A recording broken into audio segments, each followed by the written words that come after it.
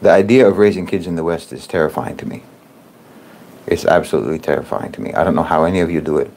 I don't know how you do it. Wallahi, I don't know how you do it. It's very disturbing to think about raising children in the West. And you know, the fuqaha used to have a position. You can go to the lands of the kuffar. You can even marry in the lands of the kuffar. But the advice was always don't have children there. This is very foresightful of the fuqaha, because it's very difficult. Children are too influenced by their peers.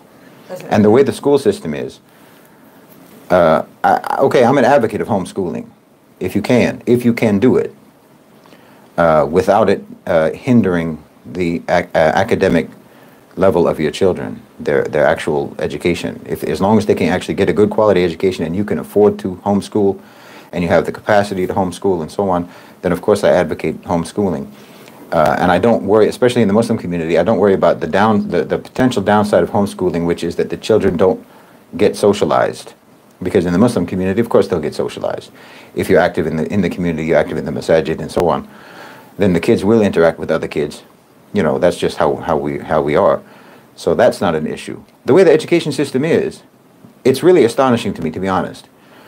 You agree to be away from your children for most of their waking hours.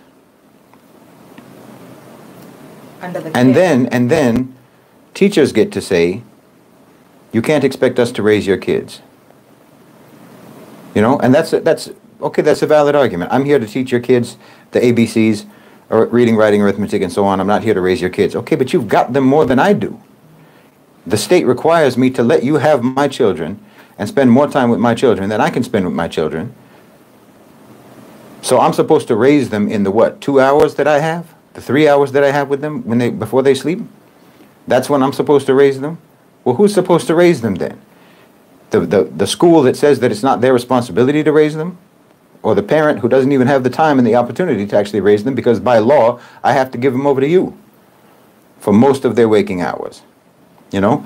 And then the other side of that, of course, is the economic system, which requires you to work anyway. So you have to put your kids somewhere while you're working, because you can't pay for childcare, you know? So it's an impossible situation. Wallahi, it's a very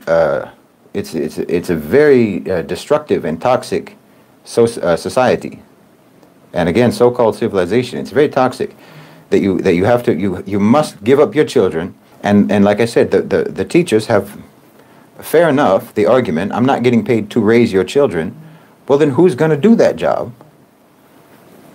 That's a job that requires time and attention, and you have them more than I have them.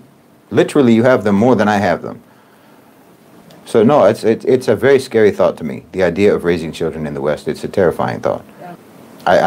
I'm afraid I can't advise, because my advice to myself at that time was to get out of there and not put my children through that, and not put myself through the experience of trying to struggle to raise them properly in that environment. So I found it myself to be an impossible task, that the only solution to which was to not do it, and to get out and try and raise my children elsewhere.